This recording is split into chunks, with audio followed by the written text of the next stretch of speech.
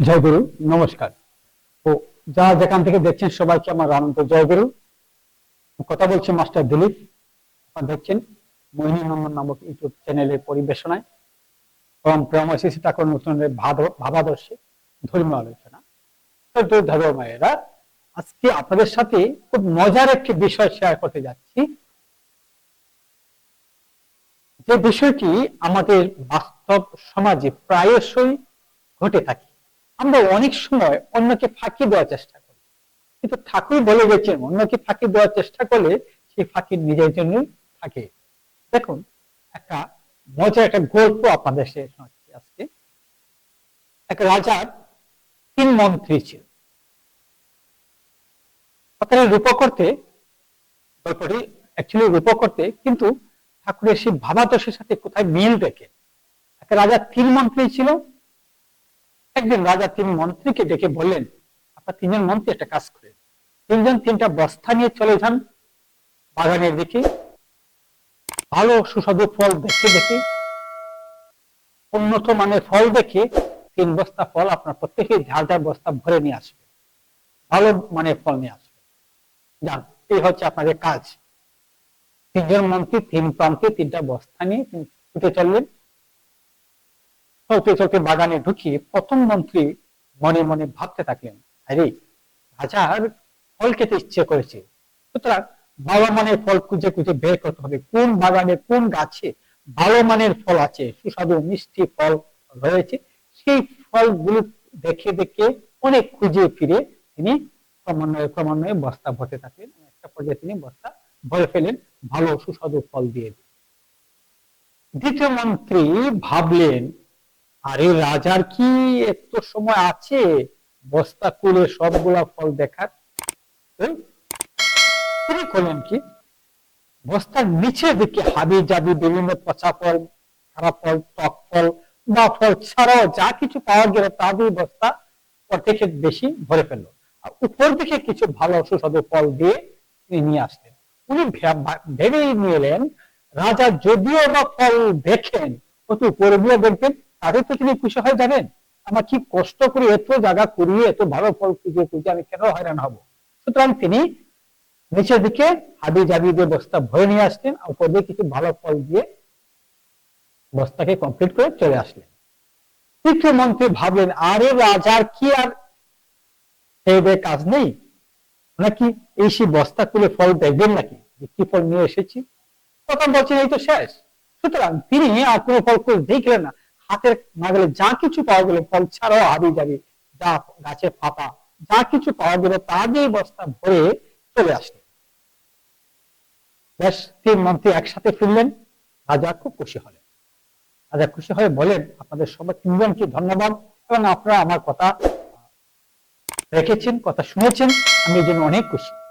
3 মন্ত্রী খুশি হলেন, তবে বেশি খুশি হলেন তৃতীয় মন্ত্রী, যিনি ফল ভালো ফল তো দূরের কথা, হাবি জাবি পাতা বা আগাছা দিয়ে বস্তা ভরে নিয়ে আসলেন।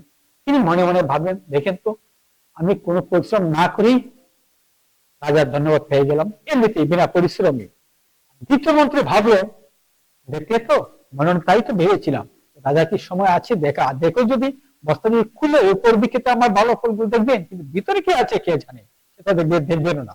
যাই হোক, আমি পরিশ্রম ছাড়াই আমি বেঁচে গেলাম। প্রধানমন্ত্রী ভেবেছে, যাক, আমার পরিশ্রমটা সার্থক হয়েছে। আমি দেখে দেখে রাজার জন্য ভালো ফলগুলো নিয়ে এসেছিলাম।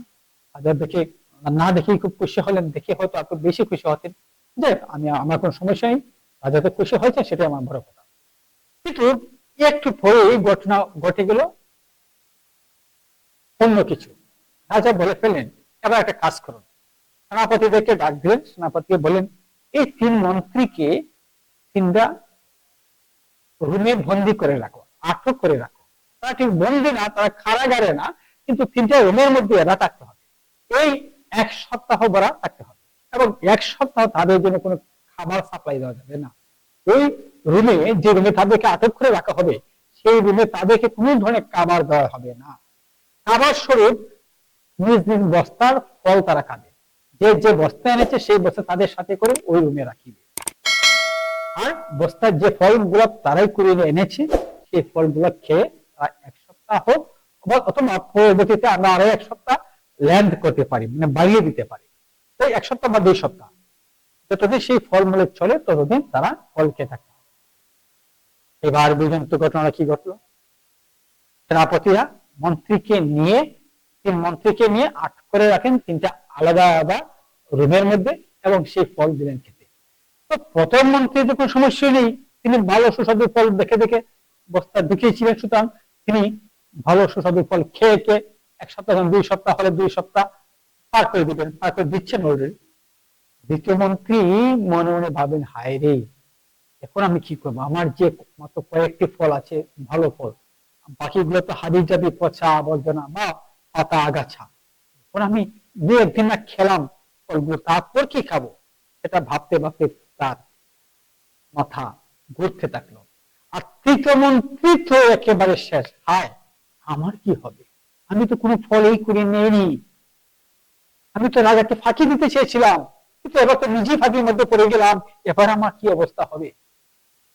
মন্ত্রী 3 রুমে আটক হয়ে ভাই ভাবছে মনে মনে। দাদা মায়েরা, এই গল্পটি থেকে আমাদের মোরাল কি, আমাদের শিক্ষণীয় বিষয়টা কি? দেখুন, কাউকে যদি ফাঁকি দিতে যান তাহলে সেই ফাঁকির নিজেকেই করতে হয়। সেই ফাঁকিতে বিভিন্ন কথাই আছে, অন্যজনের খাটলে খাল, সেই কাটে হবে নিজের, কি বলে, মানে নিজের জন্য থাকে, অন্যের দুশ্চিন্তা কুচিন্তা করলে নিজের জন্য সেই কুচিন্তা সেটা বাধ্য থাকে। এটাই ঘটে গেল সেই মন্ত্রীদের ব্যাপারে। যে মন্ত্রী রাজা ভালো চেয়েছিল তার নিজেরই ভালো হয়ে গেল, যে মন্ত্রী রাজা কিছু ভালো হয়েছিল তার নিজের কিছুটা ভালো হলো, বাকিটা তার জন্য খারাপ হলো।